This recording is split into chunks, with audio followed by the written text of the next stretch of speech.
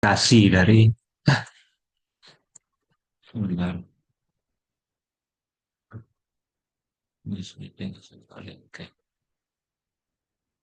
Ini merupakan salah satu aplikasi dari rantai Markov Discrete. Eh, kita ikuti apa yang ada di teks ini, ya. Di bagian ini kita akan membahas eh, kelas satu jenis rantai Markov yang dinamakan branching process yang memiliki banyak aplikasi di dalam bidang biologi, sosiologi, bahkan juga ilmu teknik engineering, ya. Perhatikan sebuah populasi yang terdiri dari anggota individu-individu atau dari anggota-anggota, ya, yang dapat memberikan keturunan, ya, menghasilkan keturunan, ya. Ini untuk mudahnya kita sebut saja menghasilkan keturunan, ya. Dalam aplikasinya tentu bisa macam-macam nanti. Memberikan keturunan dengan jenis yang sama. Anggap setiap individu sebelum sebelum individu tersebut mati itu nanti akan memiliki sebanyak J keturunan. Ya, jadi misalkan populasinya ini misalkan ya orang suku tertentu misalnya, setiap orang ya apa namanya apa kalau orang kan pasangannya bakteri misalnya lah, atau apa virus gitulah.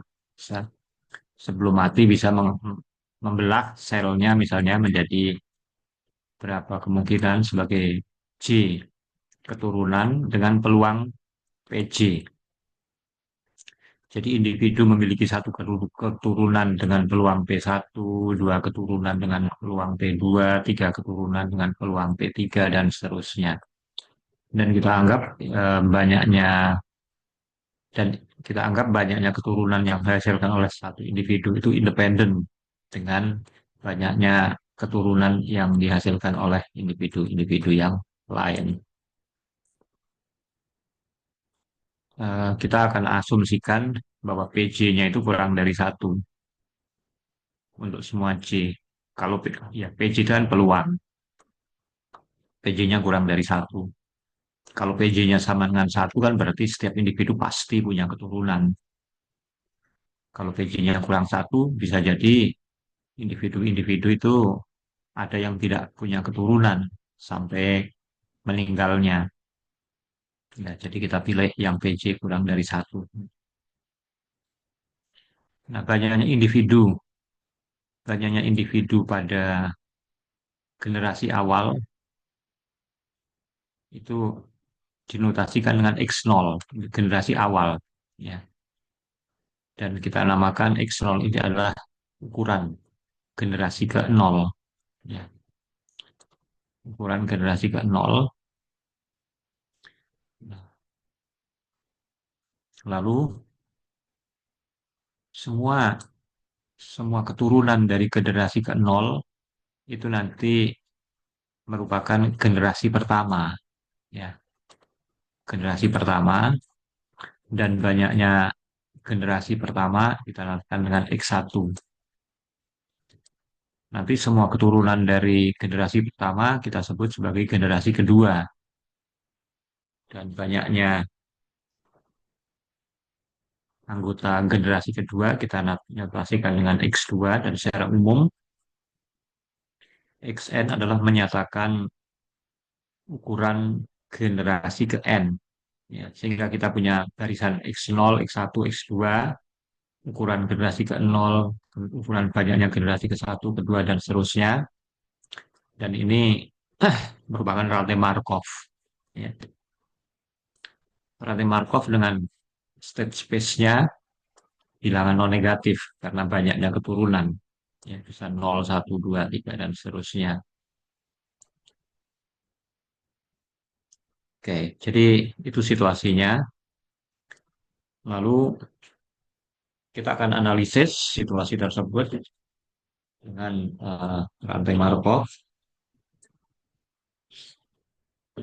Kalau generasi ke nolnya nol, nggak ada, ya, makanya nggak ada keturunan.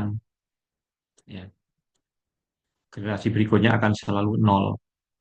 Maka P00 peluang generasi ke nol sama dengan nol, besok nol itu pasti karena nggak ada individu yang memberikan keturunan, maka P00 sama dengan satu. Ya, lalu jika P0 lebih dari jika P0 positif, P0 tadi apa? P0 adalah,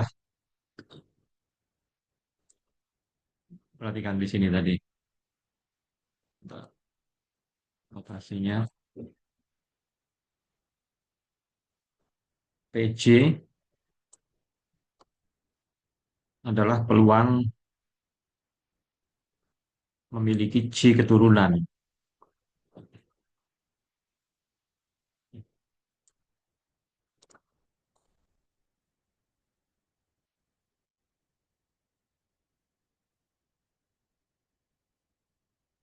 Kalau J-nya 0 berarti peluang tidak memiliki keturunan. Kalau P1 memiliki satu keturunan. Nah, kalau P0 positif, artinya individu tidak memiliki keturunan, maka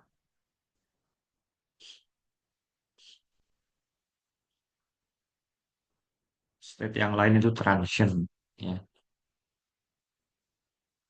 Karena boleh jadi nanti setelah punya keturunan misalnya 5 generasi berikutnya, nanti suatu saat kalau ada kalau semua individu pada suatu generasi tidak memiliki keturunan, maka eh, akhirnya dia akan apa namanya pindah ke nol dan nggak akan kembali lagi ke state yang lain. Nah, alasannya di sini.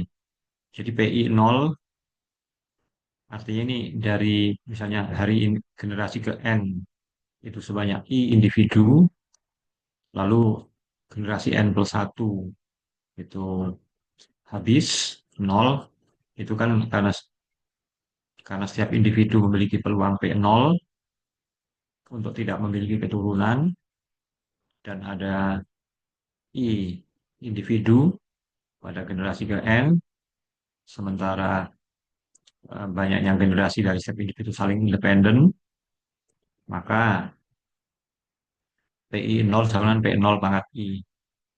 P0 pangkat I, kalau P0-nya positif, dipangkatkan I juga tetap positif. Artinya ada peluang bahwa dari generasi ke N-nya 0, generasi N plus satunya musnah atau tidak ada keturunan.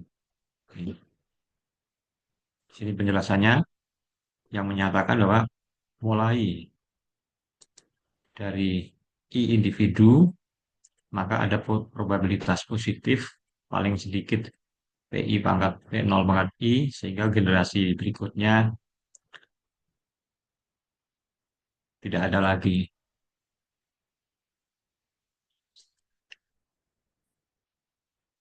Ya. Jadi tadi kalau step 0 itu recurrent, artinya kalau sudah musnah, sudah nggak ada individu, seterusnya nggak akan ada individu, jadi P00. Dari nol pasti ke nol, recurrent, tapi kalau P0-nya positif, semua state selain nol itu state yang transient.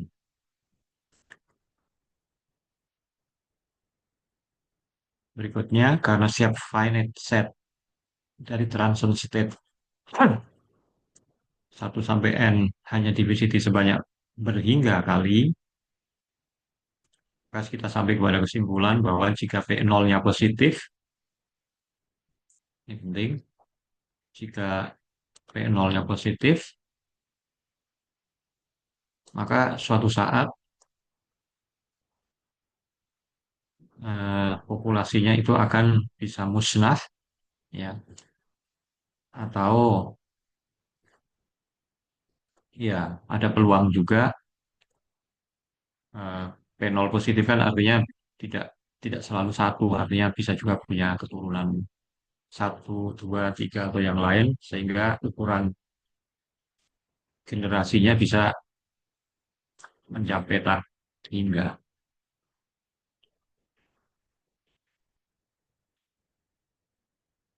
Jadi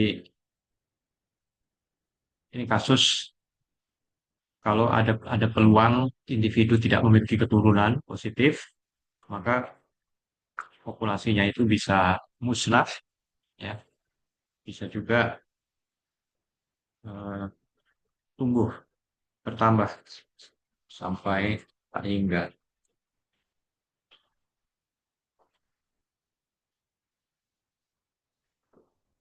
Baik, nah kemudian untuk menganalisis secara lebih matematis, kita menggunakan beberapa notasi. Pertama, mu itu adalah sigma JPJ. J adalah banyaknya keturunan, PJ adalah peluang memiliki keturunan sebanyak J. Maka ini menyatakan min banyaknya keturunan dari satu individu.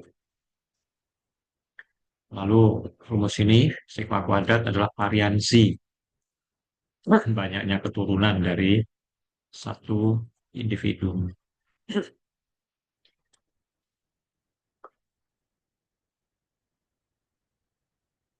Nah, untuk menyederhanakan pembahasan, kita anggap generasi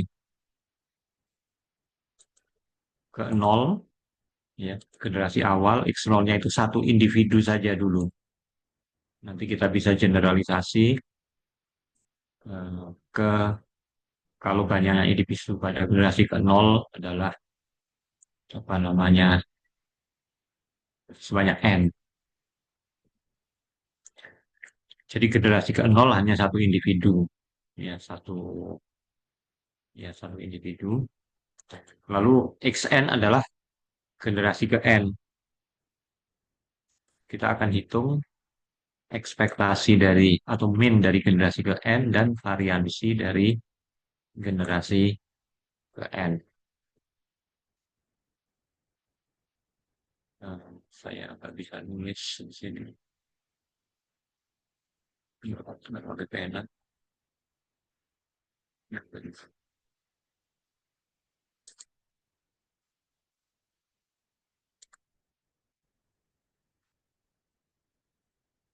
Nulis juga ya.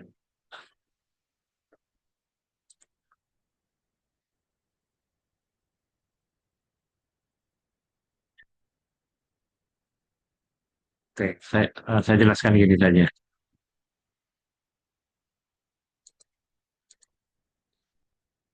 XN, XN adalah generasi ke N. Sementara XN-1 adalah generasi sebelumnya, generasi ke N-1. ZI adalah banyaknya keturunan, banyaknya keturunan dari individu ke I pada generasi ke N-1. Ya. Jadi kalau misalnya N-nya, kalau N-nya misalnya sama dengan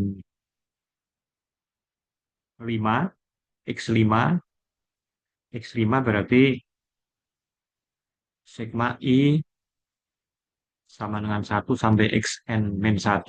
Nah, Xn-1 itu ya X4. X4 itu generasi keempat. Generasi keempat itu ada, ya kita nggak tahu ada berapa individu. Misalnya generasi keempat ada 3 individu. Maka jumlah ini adalah Z1 tambah Z2 tambah Z3. Z1 adalah banyaknya keturunan dari individu pertama pada generasi keempat, tambah Z2 banyaknya keturunan individu kedua pada generasi keempat, ditambah Z3 banyaknya keturunan dari individu ketiga pada generasi keempat.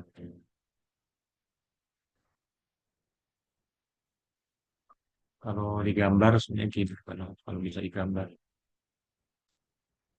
Oh ya, bisa.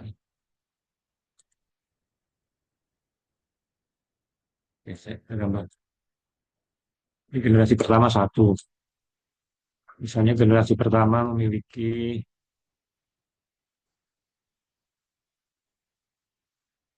3.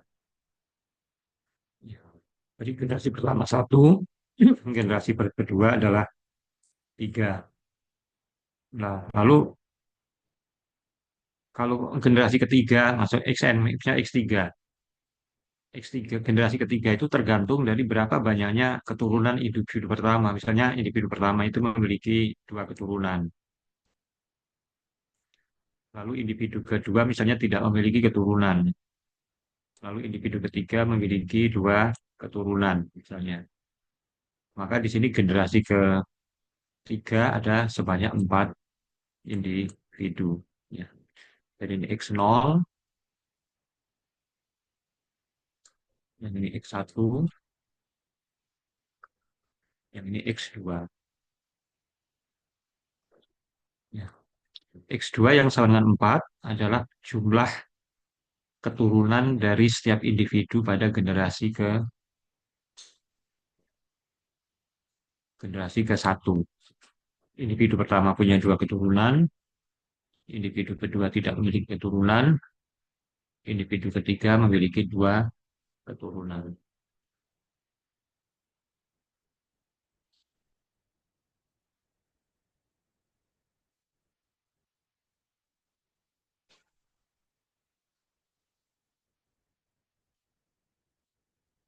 Bentar,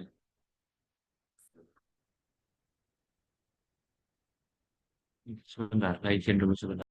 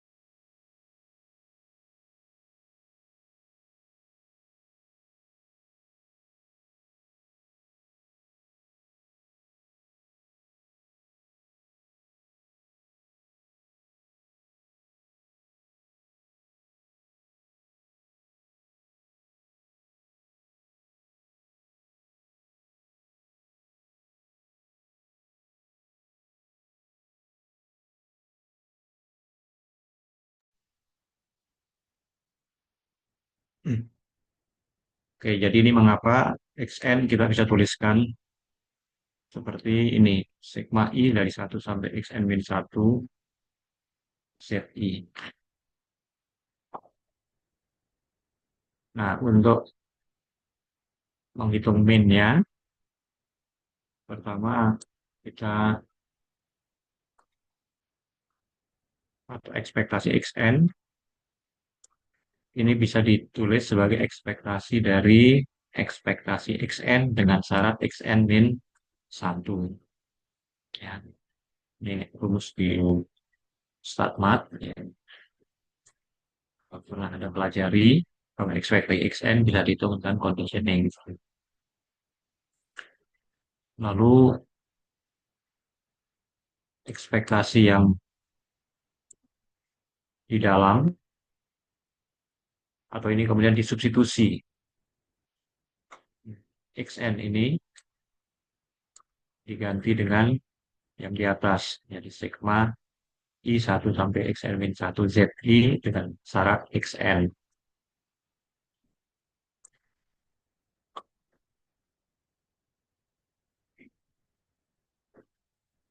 Nah, nah, kalau misalnya bayangkan saja, kalau XN-nya misalkan ini 3, kalau ini sama dengan 3, XN-1, XN-1 misalnya ya 3, maka ini sigma I1 sampai 3 ZI. Z1 tambah Z2 tambah Z3. Nah, yang ekspektasi E dan sigma ini kemudian bisa ditukar. Ya, E dan sigmanya bisa diubah menjadi sigma ekspektasi. Jadi menjadi sigma ekspektasi ZI. Nah, ekspektasi ZI tadi di atas sudah sama dengan ini.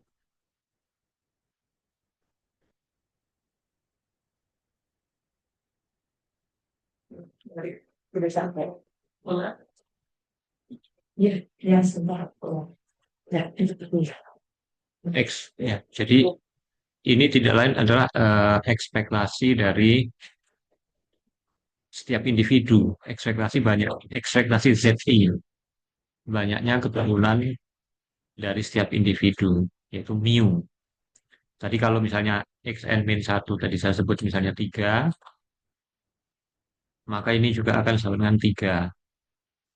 Dari 3 kali ekspektasi ZI, ekspektasi Z itu mu. Nah, tadi kan saya ambil sembarang 3. Nah, kalau sekarang kalau bukan 3, kalau 5 ya berarti 5 kali mu. Kalau secara umum xn-1 berarti xn-1 kali mu.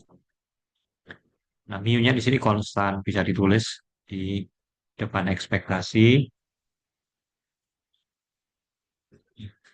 di depan ekspektasi, berarti hasilnya sama mu dikali ekspektasi xn min 1, yaitu bentuk umum dari ekspektasi xn. Nah, kemudian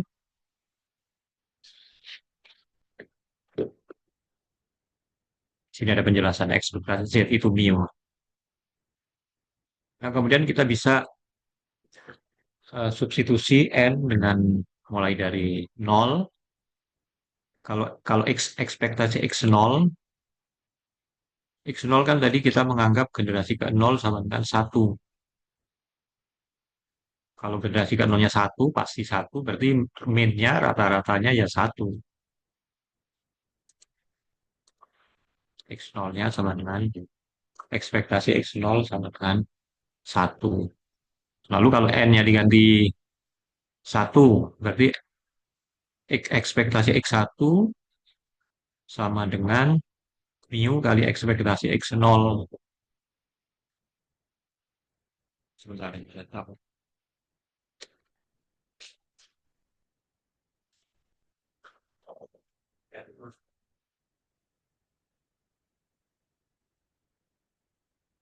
Apa? Kemudian bingung. Bingung. Yang lagi ngasih. Kenapa? Enggak, soalnya pindah bingung tadi terus kamu nggak ada, nggak siapa. Ada staples nggak? Belum dulu staples. Nah, yang aja nanti kalau kamu mau apa, kalau staples dulu, siapin aja dulu kalau ada keperluan.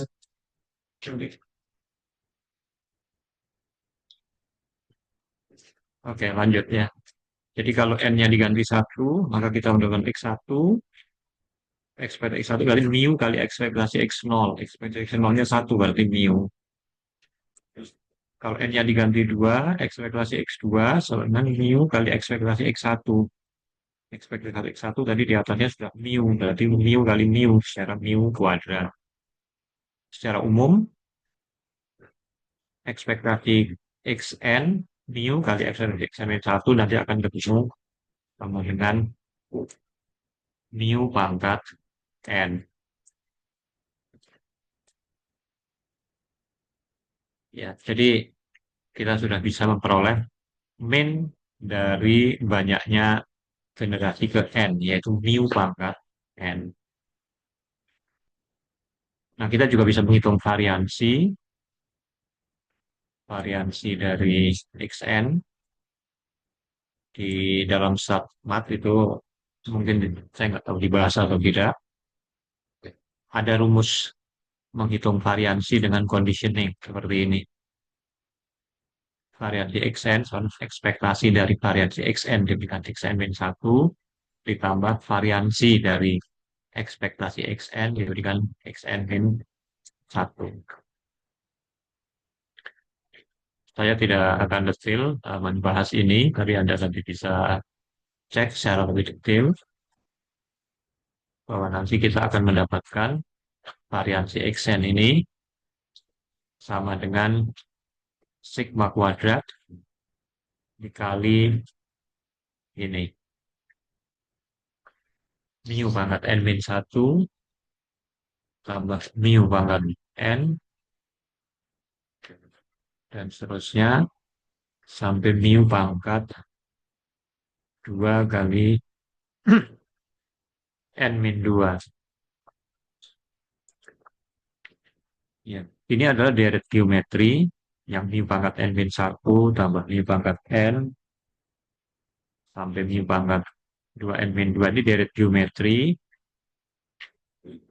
yang rasionya mu, ya, rasionya mu, lalu banyaknya suku,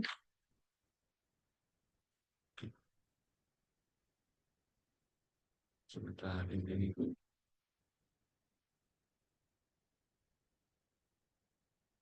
salah seva ini ya.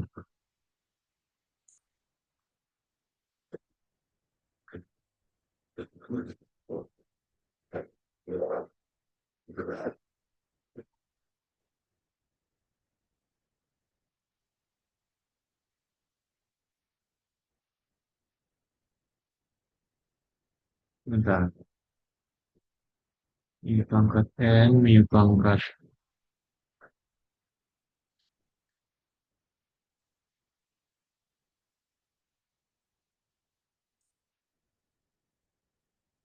sini XN min 1, XN min 2, XN min 3,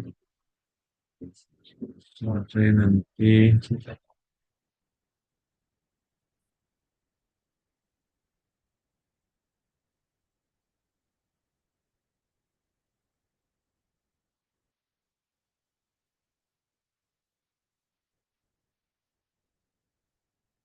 eh, kita kita lihat dulu papannya. Jadi yang bentuk blok hijau ini, kalau mu n-nya saya keluarkan, maka yang di mu pangkat n min 1 saya keluarkan, maka yang tersisa suku pertama menjadi 1, suku kedua menjadi mu, lalu suku yang terakhir, kalau n min 1-nya sudah dikeluarkan, sukunya tinggal n min 1, ya. Berarti suku pertama 1, suku kedua mu, suku kedua mu pangkat n min 1. Ya, suku pertama 1 berarti mu pangkat 0, suku terakhir mu pangkat n min 1. Berarti yang dijumlahkan ada sebanyak n suku. Nah, karena ini deret geometri dengan rasio mu, maka jumlahnya adalah yang ini. Ya, deret geometrinya jumlahnya yang ada di dalam kurung ya. Anda sudah belajar rumus deret geometri berhingga, ya. 1 min R pangkat N per 1 min R, rasionya mu, maka didapatkan ini. Tapi kalau mu-nya 1, mu pangkat N min 1 adalah 1, mu pangkat N 1. Semuanya ini pangkat berapapun, 1, berarti 1 tambah 1 tambah 1 sampai sebanyak N suku, berarti N kali sigma kuadrat. Ya. Sehingga hasilnya N sigma kuadrat, itu kalau mu-nya sama dengan 1. Tadi kalau mu-nya tidak sama dengan 1, bentuknya yang di atas. Ya. Jadi ini adalah eh, variansi. Ya, tadi kita akan hitung min dan variansi dari ukuran generasi ke N.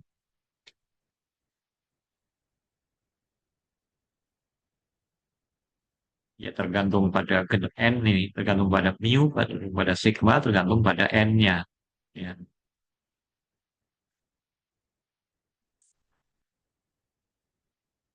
Min-nya tadi berapa min-nya? Min-nya ekspektasi xn mu pangkat n. Rata-rata atau min generasi ke n, mu pangkat n. Kalau mu-nya lebih dari satu, setiap individu punya min banyaknya keturunan lebih dari satu, maka mu pangkat n ini akan semakin besar. Untuk n-nya semakin besar. Kalau n-nya menuju tak hingga, ya min-nya menuju tak hingga. Banyaknya populasi, rata-ratanya menuju tak hingga. Tapi kalau min-nya kurang dari satu, antara nol sampai satu, antara nol dan satu, mu pangkat n, kalau n-nya semakin besar, hasilnya justru akan menuju nol, akan jadi kecil. Maka semakin lama, banyaknya individu pada generasi ke n akan habis, akan musnah.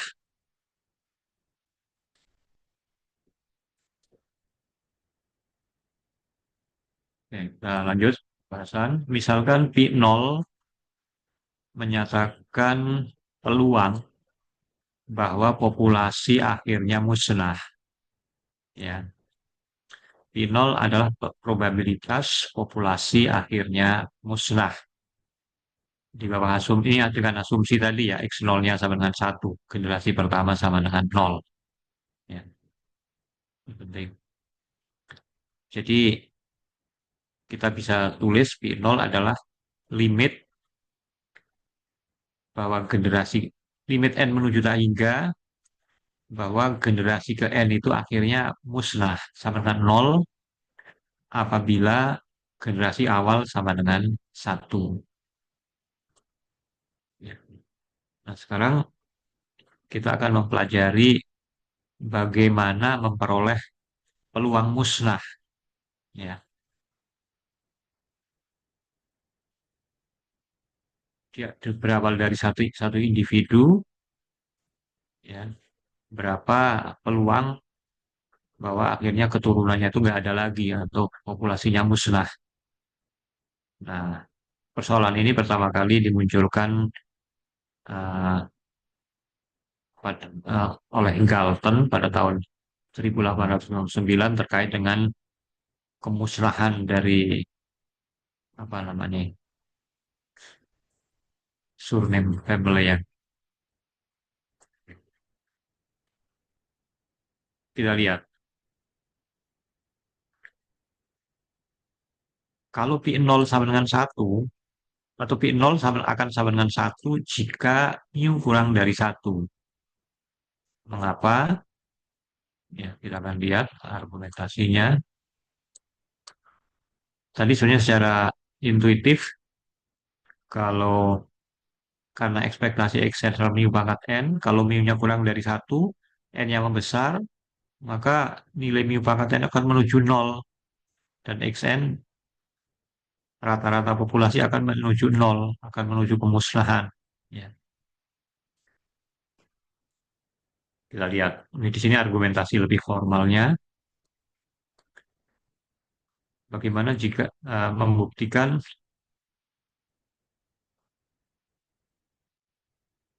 ya untuk kasus mu kurang dari satu, kita tahu mu n tadi ekspektasi xn, ekspektasi xn itu adalah c kali pxn sama dengan c,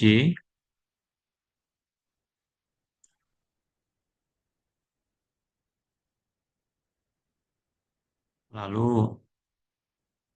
c-nya bisa dari satu 2 dan seterusnya.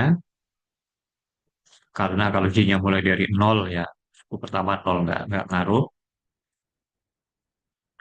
Baris ini diawali dengan J. J-nya itu mulai dari satu dan seterusnya.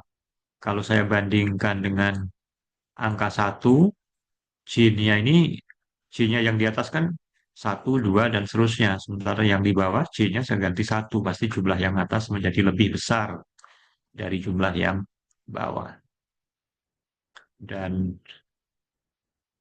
ekspresi terakhir ini sama saja peluang sigma J dari satu sampai tak hingga Pxn sama J itu tidak lain adalah peluang Xn lebih besar atau sama dengan satu. Mu n lebih besar dari mu pangkat n lebih besar atau sama dengan peluang Xn lebih dari sama dengan satu. Lalu kalau mu-nya kurang dari satu, maka mu n akan menuju nol. Ya, mengapa? Karena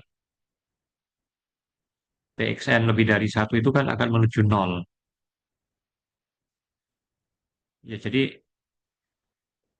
kalau mu dari satu, mu n akan menuju nol dan akibatnya karena ini menuju nol berarti peluang Xn lebih dari satu juga akan menuju nol. Jadi peluang generasi ke n ada, yaitu lebih dari atau sama satu menuju nol. Artinya sama saja peluang Xn sama dengan nol itu akan menuju satu. Ya, jadi Xn lebih dari satu itu lebih Xn lebih dari atau sama dengan satuan artinya generasi ke n bisa satu individu, dua individu atau tiga individu itu nggak mungkin menuju nol. Sama aja peluang Xn sama dengan nol, komplemennya akan menuju satu. Jadi ini hasil yang penting kalau kita ingin tahu berawal dari satu individu eh, populasi akhirnya musnah atau tidak atau maka kita pertama menghitung mu-nya terlebih dahulu. Kalau kita mendapatkan mu lebih dari satu, maka kita bisa menyimpulkan bahwa pi nol sama dengan satu artinya populasinya pasti musnah. Ya, saya ulang, kalau mu-nya kurang dari satu, maka populasinya pasti musnah. Pi nol sama dengan satu. Mu-nya kurang dari satu, ya rata-rata keturunannya kurang dari satu. Sangat jarang keturunannya. Nah, yang menarik tentu sekarang adalah kalau mu-nya sama dengan satu, dan juga kalau mu-nya lebih dari satu.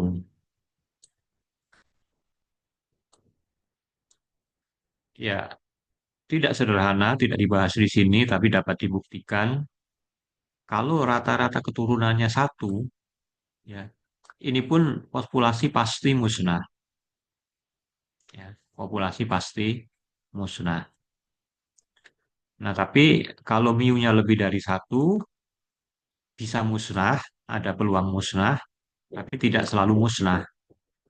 Ya, jadi pi nolnya peluang musnah itu kurang dari satuannya tidak pasti musnah. Nah, sekarang bagaimana mendapatkan angka atau nilai pi nol kalau mu-nya lebih dari satu? Ya. Nah, cara untuk menentukan peluang populasi musnah itu kita bisa proses sebagai berikut. Pi nol itu kan peluang populasi musnah. Ini dikondisikan pada banyaknya generasi ke satu. Ya, kita di pertemuan pertama saya sudah review populasi musnah itu populasi dies out itu sebut saja kejadian A. Berarti PA sama dengan conditioning probability dengan conditioning kita bisa tulis menjadi PA diberikan syarat X1 sama dengan C kali PJ. Ya, jadi PJ ini adalah peluang X1 sama dengan C. Ya, PJ adalah peluang X1 sama dengan C.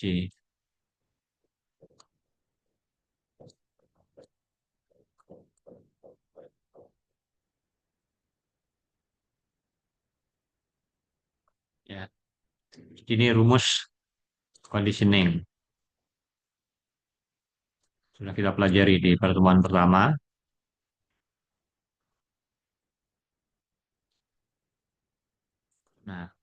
Sekarang,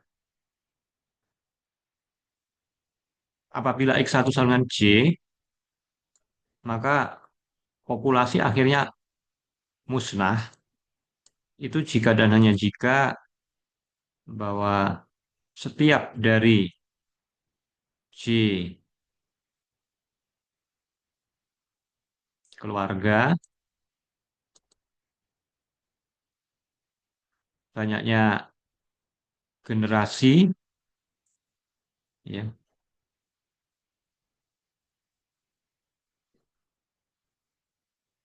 akhir apa dari setiap generasi pertama itu akhirnya musnah, ya.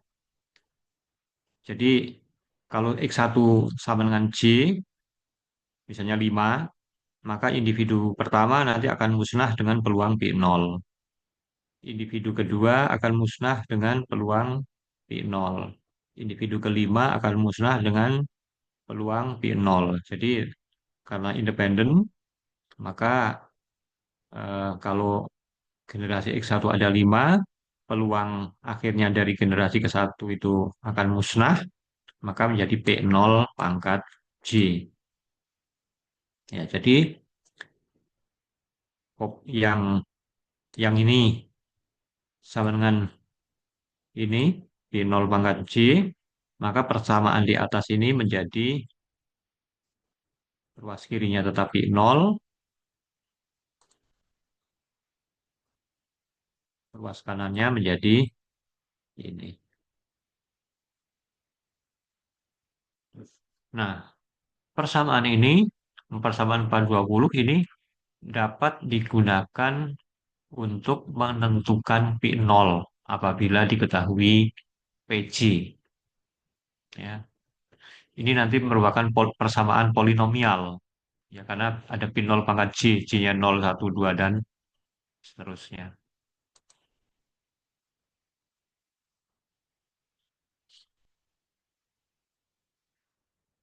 Nah, jad- jadi persamaan 420 ini khusus dipakai tadi kalau mu-nya lebih dari satu.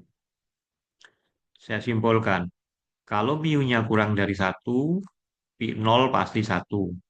Ya. Lalu kalau mu-nya sama dengan satu, P0 juga pasti sama dengan satu. Yang ketiga, kalau mu-nya lebih dari satu, cara mencari P0 kita menyelesaikan persamaan 420. Ini. Kita lihat contohnya. Ya. Jadi ini konteksnya masih seperti yang di atas. Generasi awal itu hanya satu individu, ya, satu individu, satu, ya. Nah, P0 sama dengan setengah, artinya individu tersebut peluang tidak punya anak setengah. Lalu P1 sama dengan 4, artinya individu tersebut, peluang individu tersebut memiliki satu anak adalah seperempat.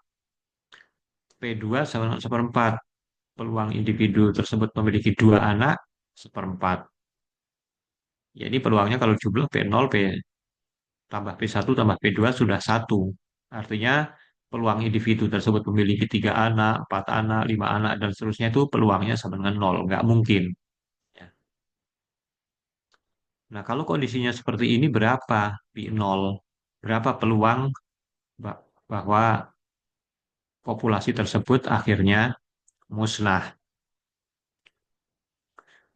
Nah, untuk bisa menentukan P0, karena tadi ada tiga kemungkinan mu kurang dari satu, mu sama dengan satu, mu lebih dari satu, maka yang pertama kali selalu kita cek terlebih dahulu berapa, kita hitung mu-nya, ya, mu. Mu tadi rumusnya adalah sigma JPJ. Sigma JPJ, J-nya mulai dari nol. Jadi nol kali P0 tambah satu kali P1 tambah 2 kali P2. Nol kali P0, nol kali setengah, nol. Satu kali P1, satu kali seperempat, seperempat. plus 2 kali P2. 2 kali seperempat, setengah. Jadi seperempat tambah setengah, 3 per 4. Ternyata mu-nya 3 per 4, kurang dari satu. Kurang dari satu, tadi kita punya ketentuan, kalau pi-nya kurang dari satu, mu-nya kurang dari satu, maka pi nol pasti sama dengan satu. Maka kita langsung bisa menyimpulkan bahwa pi nol sama dengan satu. Nah, itu yang pertama. Contoh yang pertama. Contoh berikutnya, coba kita lihat pada 435. Peluang individu memiliki tidak memiliki anak seperempat.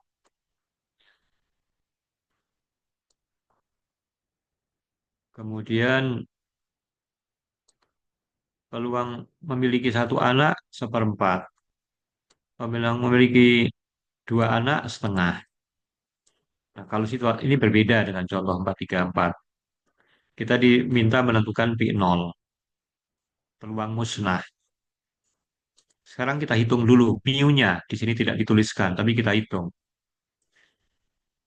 Mu 0 kali P0 tambah 1 kali P1 tambah 2 kali P2. 0 kali P0, 0 kali seperempat, 0. 1 kali P1, 1 kali seperempat, plus 2 kali P2. 2 kali setengah, 1. 0 tambah seperempat tambah 1. Berarti di sini mu-nya sama dengan mu-nya sama dengan 1 tambah seperempat. Sama dengan 5 per 4.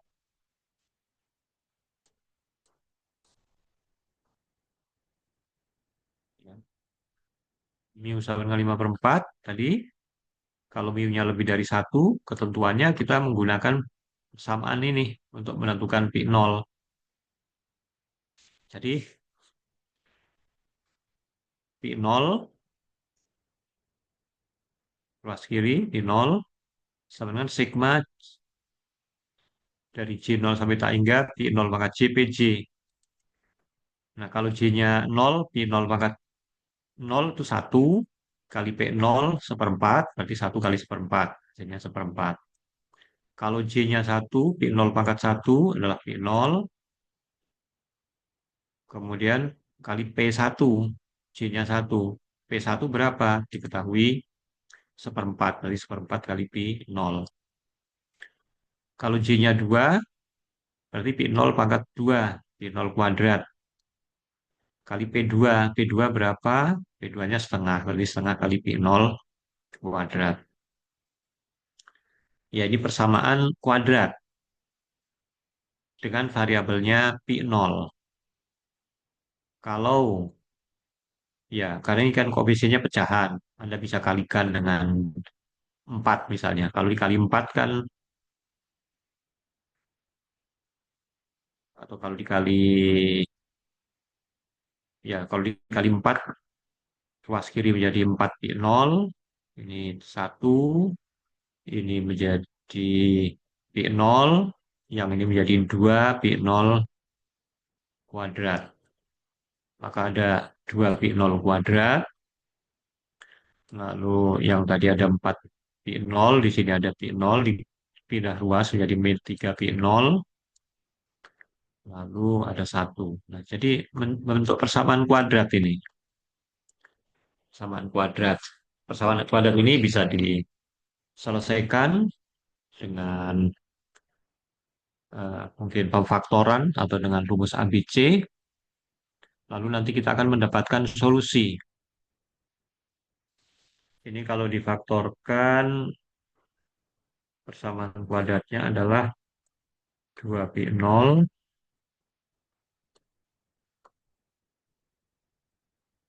min 1 kali pi nol min 1. Ya. Jadi sebenarnya ada dua harga pi nol. Pi nol yang pertama adalah 1, yang setengah, yang dari sini mendapatkan setengah. Dari yang kedua kita mendapatkan 1. Tadi ada ketentuan di sini. Di bawah persamaan ini ada ketentuan, Anda lihat di sini. Pi nol adalah akar yang terkecil, ya, smallest positive number satisfying 420, yaitu akar yang terkecil, akar positif yang terkecil dari persamaan 420. Nah, kita punya persamaan 420 ini, persamaan kuadrat. Akarnya ada dua, setengah dan satu. Yang terkecil setengah. Maka kita menyimpulkan bahwa pi nolnya yang setengah. Artinya untuk kasus contoh 435 ini peluang musnahnya sama dengan setengah.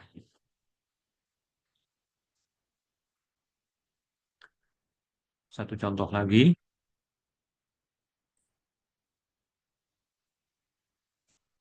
contoh 436. Tadi pada contoh 434 dan 435 itu kan eh, kita asumsikan generasi awal itu hanya satu individu. Nah, sekarang kalau generasi awal itu ada N individu, ya. Nah, berapa peluang akhirnya generasi tersebut, populasi tersebut musnah? Ya, argumentasinya sederhana. Kan kalau generasi awal ada N individu dan setiap individu itu saling independen, maka individu pertama akan musnah dengan peluang pi nol. Ya. Individu kedua akan musnah dengan peluang pi nol juga. Terus sampai individu ke N akan musnah dengan eh, peluang pi nol. Sehingga eh,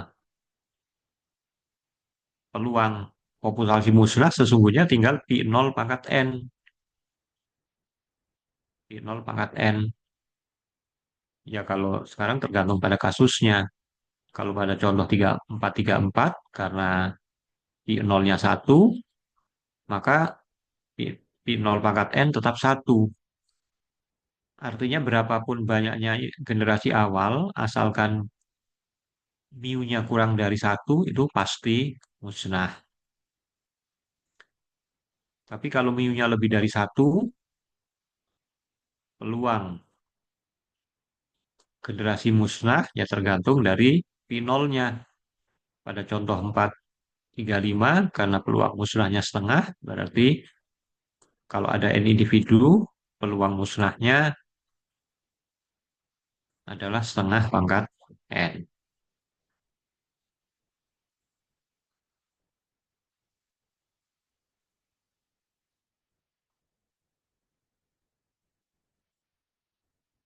Ya. Jadi ini aplikasi dari rantai Markov pada apa namanya, yang pada proses yang dinamakan branching proses, ya.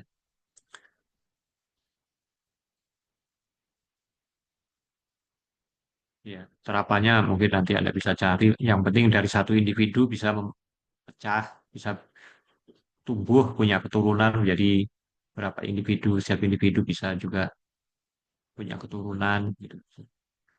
Karena kalau kita gambar seperti ini, ya, gambarnya seperti ini, ada cabang-cabang, maka ini kita sebut sebagai branching proses.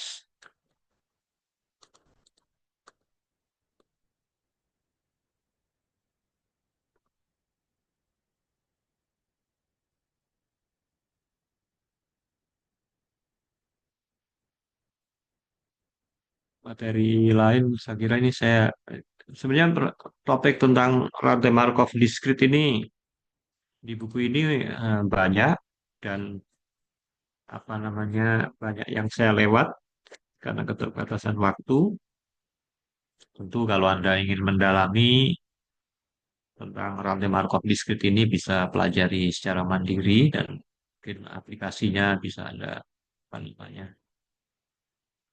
terapkan pada banyak bidang. Kalau menulis skripsi tentang rantai Markov juga bisa. Ya. Jadi section 48 saya nggak bahas. Jadi ranging proses itu tadi topik terakhir yang akan saya bahas di dalam bab ini. masih ada topik lain yang mungkin nantinya kalau Anda tertarik, Markov Chain Monte Carlo Method, ya, Markov Decision Process, ini saya nggak bahas. Hidden Markov Chain, saya nggak bahas. Jadi kita sudah 4 kali pertemuan tentang rantai Markov. Saya kira sudah punya sedikit wawasan ya tentang apa itu rantai Markov discrete dan eh, kita masih juga akan membahas proses stokastik yang lain, maka saya cukupkan untuk rantai Markov discrete sampai itu saja pembahasannya.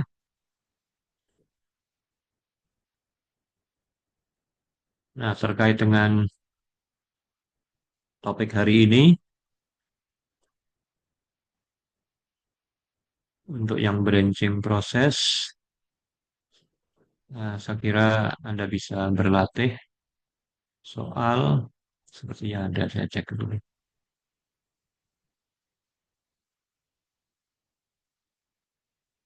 Ya, ini soal nomor 66, ada satu soal. Untuk branching proses, Anda diminta untuk menghitung peluang musnah dari ketiga kasus A, B, C. Ya. Saya tidak akan jadikan tugas, tapi silahkan saja dikerjakan sekarang. Ada 3 soal, nanti hasilnya bisa dipresentasikan. Namun sebelum mengerjakan, barangkali kalau ada yang ingin bertanya, dipersilahkan.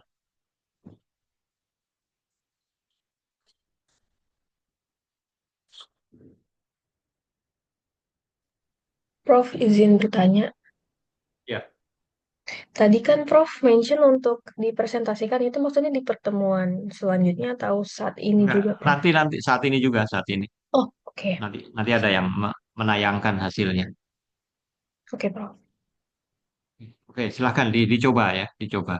Tadi sudah ada 2 contoh. Sekarang ada 3 soal yang mirip ya. Anda bisa mencoba, nanti hasilnya bisa dipaparkan. Sekarang jam 9:04, mungkin sekitar mungkin 15 sampai 20, sekitar 20 menit lah Anda kerja 3 soal itu. Nanti kalau sudah ditayangkan, silakan dikerjakan.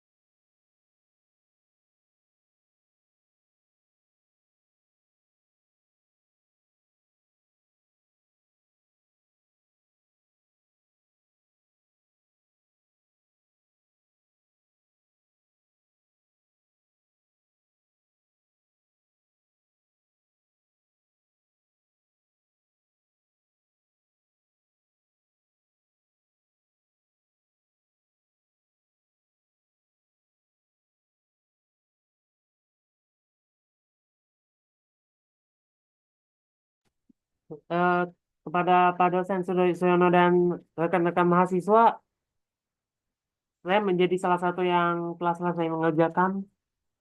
Maaf ya.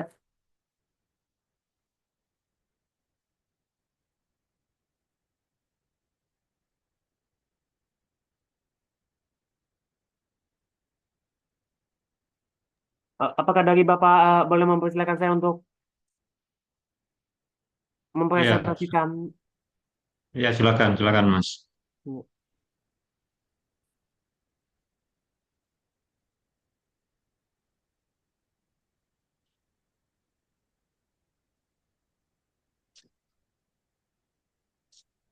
Jelaskan. Ya, sebagaimana di soal nomor 66, kita telah mempelajari branching proses atau proses bercabang. Kita diminta untuk menghitung pi nol ya, dalam tiga skenario yang berbeda. Yang pertama kalau P0 sama dengan 1/4 dan P2 sama dengan 3/4 ya. P1-nya itu artinya tidak ada alias 0 di yang kasus A. Kemudian di butir B, kalau P0 sama dengan 1/4, P1 sama dengan 1/2, dan P2 sama dengan 1/4.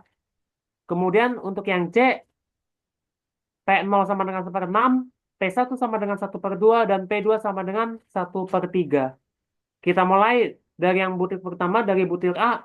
Kalau P0 sama dengan 1/4 dan P2 sama dengan 3/4. Dari situ kita masukkan fungsi pembangkitnya itu sendiri ya, yang dilambangkan sebagai pi nol. Pi nolnya itu sendiri memenuhi pi nol sama dengan 1/4 ditambah 0 pi nol ditambah 3/4 pi nol kuadrat ya. 0 pi nol tidak dianggap, jadinya hanya menyisakan pi nol sama dengan 1/4 ditambah 3/4 pi nol kuadrat. Kemudian agar pada salah satu ruasnya bernilai 0, kita pindahkan pi nolnya ya. Sehingga 3/4 pi nol kuadrat dikurang pi nol ditambah 1/4 sama dengan 0. Karena masih ada koefisien yang berbentuk pecahan, kita jadikan bulat semuanya dengan mengalihkan persamaan tersebut dengan 4 ya. Jadinya 3 pi nol kuadrat dikurang 4 pi nol ditambah 1 sama dengan 0. Kemudian kita faktorkan sehingga menghasilkan 3 pi nol dikurang 1 dikali pi nol dikurang 1 sama dengan 0. Dari situ didapat dua kemungkinan akalnya itu sendiri, pi nol sama dengan 1/3 atau pi nol sama dengan 1.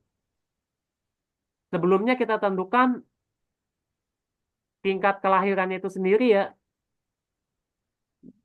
Ya maksudnya setiap individu bakal punya kata-kata berapa anak sih.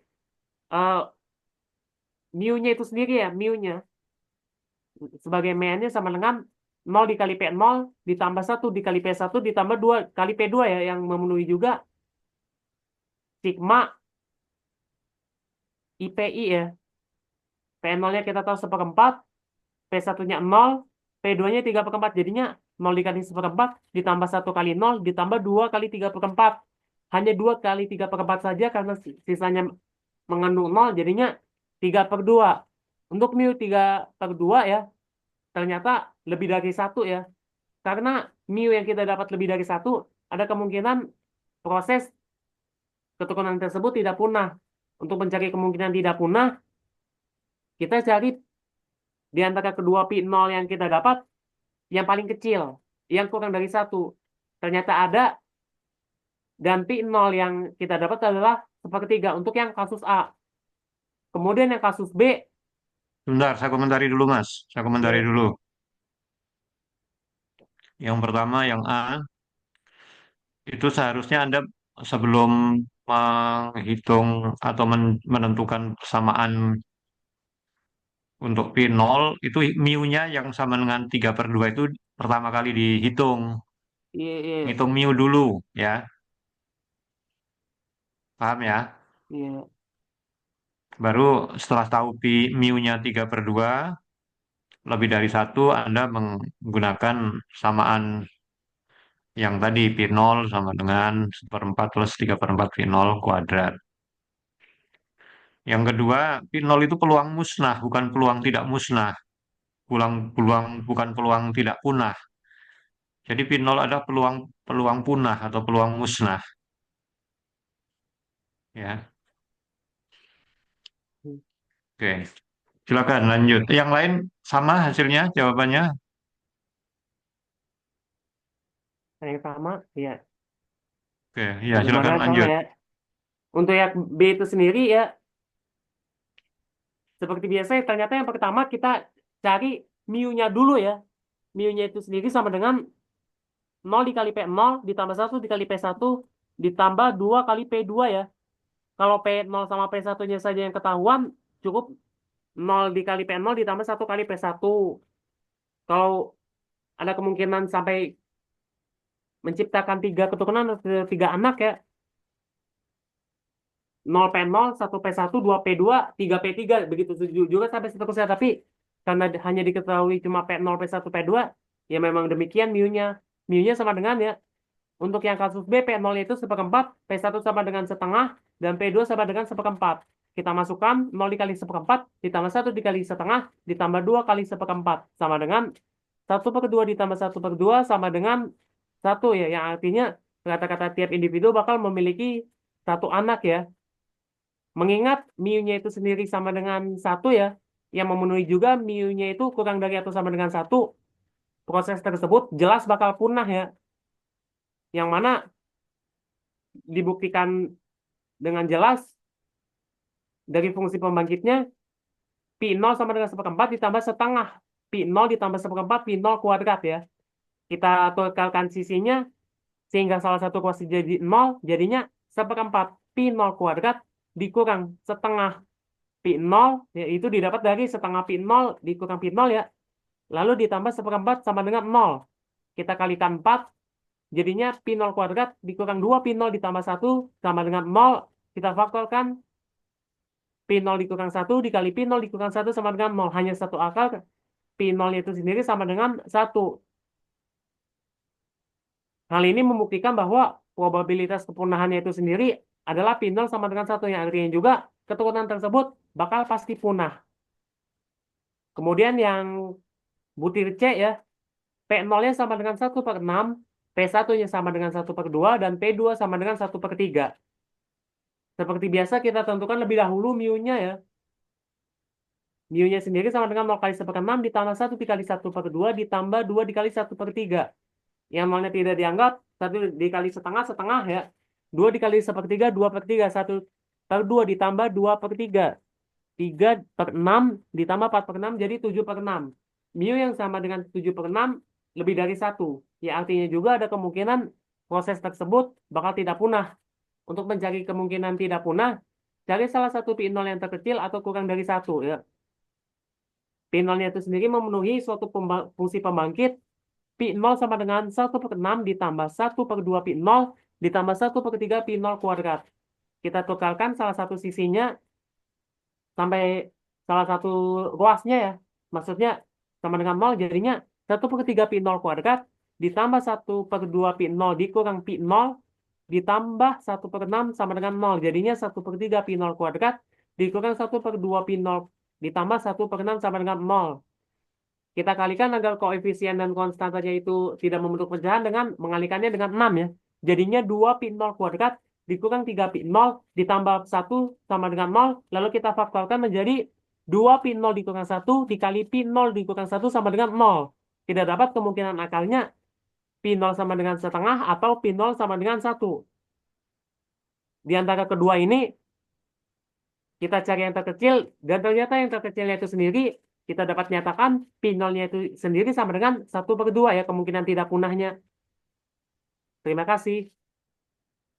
Oke, makasih. Yang B itu ya Anda boleh apa mengecek, tapi sebenarnya dengan eh, mendapatkan mu sama dengan 1 itu kita sudah bisa langsung menyimpulkan sebenarnya bahwa P0 sama dengan 1. Tapi di sini dicek, oke silakan nggak apa-apa.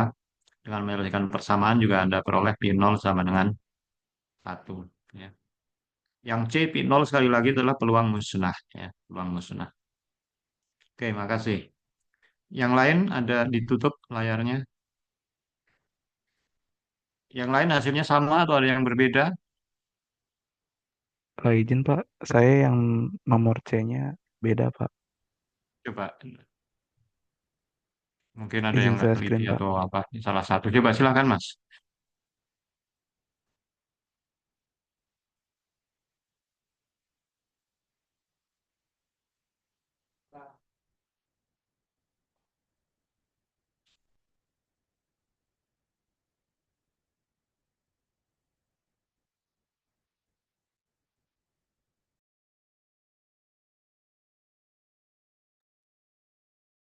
Ini Pak, apakah sudah terlihat Pak?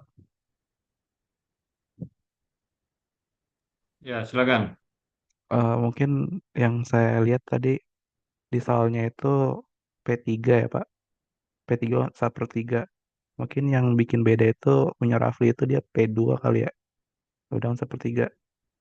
Karena di soalnya sendiri P3 sama dengan 1/3. Makanya si Rafli itu dia tadi 1/3 kali P0 pangkat 2. Sedangkan saya 1/3 kali P0 pangkat 3. Ya, Jadi Anda betul persamaan ini. Tadi P salah salah soalnya yang C dia. jadi persamaannya seperti ini. Coba dijelaskan, Mas. Jelaskan dulu. Mau dijelaskan. Nah, untuk soalnya itu P0 sama dengan 1/6, P1 sama dengan 1/2, P2-nya itu nggak ada, 0 berarti peluangnya. Lalu P3 itu 1/3. Jawab, di sini kita cari dulu rata-ratanya, 1/6 kali 0, 1/2 kali, ditambah 1/2 kali 1, ditambah 1/3 kali 3. Jawabannya 3/2. Karena eh, rata-ratanya 3/2, yaitu kurang lebih dari satu, lebih dari sama dengan satu, lebih dari satu maksudnya. Jangan pakai sama. Maka mencarinya pakai rumus ini, di mana P0-nya itu sendiri adalah 1/6 kali P0 pangkat 0, tambah 1/2 kali P0 pangkat 1, ditambah 1/3 kali P0 pangkat 3. P0 pangkat 2-nya itu peluangnya 0. Nah, di sini kita sederhanakan jadi seperti ini. Lalu kita cari pakai metode Horner bisa. Nah, diperoleh ini maaf, harusnya P01. P01 itu sama dengan 1, P02 sama dengan 0,366, dan P03 sama dengan minus 1,366. Karena di rumus S sendiri ada semalas positif solution, maka P0-nya itu 0,366.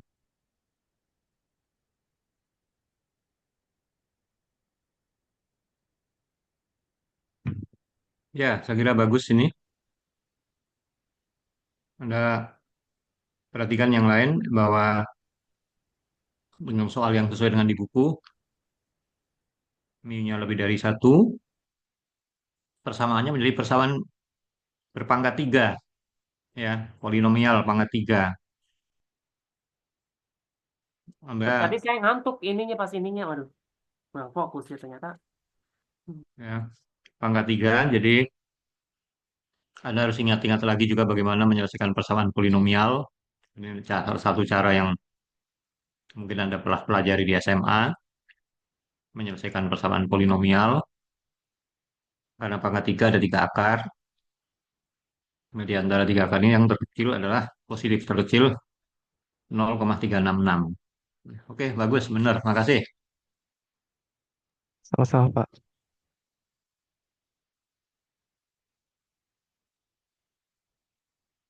Tentu akan lebih susah lagi kalau ada peluang untuk memiliki empat keturunan. Kalau P4-nya ada itu nanti menjadi polinomial pangkat 4. Ya, dan polinomial pangkat 4 itu penyelesaiannya tidak selalu mudah, kecuali koefisiennya khusus. Oke, saya kira hari ini itu saja materinya tentang branching proses. Sudah paham, sudah bisa menyelesaikan soal-soal. Nanti pertemuan berikutnya kita masuk bab proses stokastik yang lain, proses Poisson bab 5. Eh, Makasih atas perhatiannya. Selamat pagi. Assalamualaikum warahmatullahi wabarakatuh. Waalaikumsalam warahmatullahi wabarakatuh. Selamat pagi. Ya. Bisa keluar ya.